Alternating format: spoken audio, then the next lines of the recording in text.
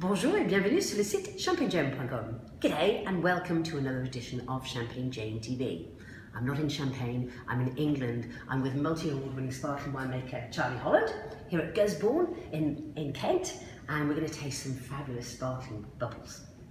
Charlie, tell me about your wine. Yes, so we've got three wines to try here. The first one is our Brut Reserve 2013. So a blend of Pinot Noir, Chardonnay and Pinot Meunier. So really I think this is probably our the wine that really demonstrates all the different components we have. Where possibly we pick everything separately and ferment everything separately and have all these different tanks, and this is probably the one that is constructed from all of those. So Pinot dominant, has a lot of those sort of round, rich sort of red fruit characters. Well, you know, it's got great body and yet it's quite racy and zippy at the same time. So it's just something because all of your sparkling wines are vintage, aren't they? That's quite an interesting decision. Yeah, we made the choice just to do vintage wines. For us, part of that process is trying to express part of the story and where our wines are sold. Yeah. It's all about the story, of what's behind it. So that's the people, that's the vineyard sites, but it's also the year. And for us, we don't generally make any bad wines in certain years. But, I wouldn't have said so. But we have different expressions and different ways of showing that. So it's an interesting way of presenting it to us. Okay, well I think the first sparkling wine from Gusbourne I ever tried was actually the 2010 vintage, and that was with the founder Andrew Weber, and that's the Blanc de Blanc here, which is the second one I'm going to try. So let's have a look at that one. That's probably to date that's been my favourite expression.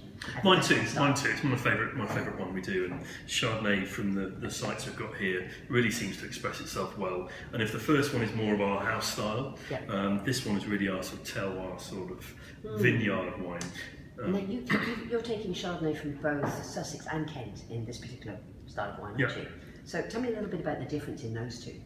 Well, the Kent fruit really sort of seems to have a lot more weight. The Kent sites we have are on more clay and heavier soils with sand underneath, and they seem to really demonstrate this lovely weight and structure and power. Yeah, exactly. The sites we have over in Sussex, equally good, but very different expressions. So they are more poised, more elegant, and more perhaps driven. And the two seem to balance themselves very well. I have to say, guys, this is an absolutely stunning wine. It is racy and elegant, and yet it does. It has ça du corps, as they say in French. It's kind of it's a real statuesque, I think, is the way that I might use for that. I mean, that's a particular favourite. And then, of course, who can go past a fabulous rosé? I love to drink pink. I think it's fabulous for summer. Yours is really interesting. It's not the onion peel, and it's not the bright pink. It's just that lovely kind of, what do you even call that? Oil de Paris, almost. Partridge eye and that sort of thing. Yeah, oil de Paris, as they say. But it's got a nice touch of pink in there too, so it's not all sort of orange as well. That smells lovely and fruity. So this is from a different vintage. The first two you've tried are from 2013, which was a cooler vintage. So very structured wines and very elegant wines. 2014, very hot year, very warm year. And what that gives it is it gives it a lovely generosity and a roundness and richness, and it really seems to exude all those red fruit characters. If you were going to just last but not least, because I know you're a bit of an amateur chef. Because I think the wines really lend themselves to food because they've got wonderful structure and fruit, as you say. So what would be your favourite food match with each of those wines?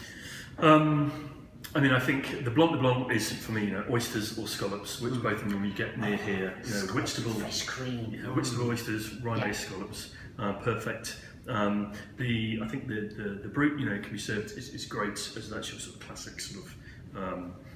Canapé sort of wild, exactly. Really good with the cheese as well. It's got that big, Pinot dominant element to it, so it could go with sort of more spicy elements too, Asian spices. The rosé, it's got a touch of sweetness and the ripeness there, perfect with pudding, so like eat mess, that sort of thing. Yes, I think I'll drink to that. Thank you so much for your time, Charlie. Always lovely to see you. Cheers, Jayne. Cheers. Cheers.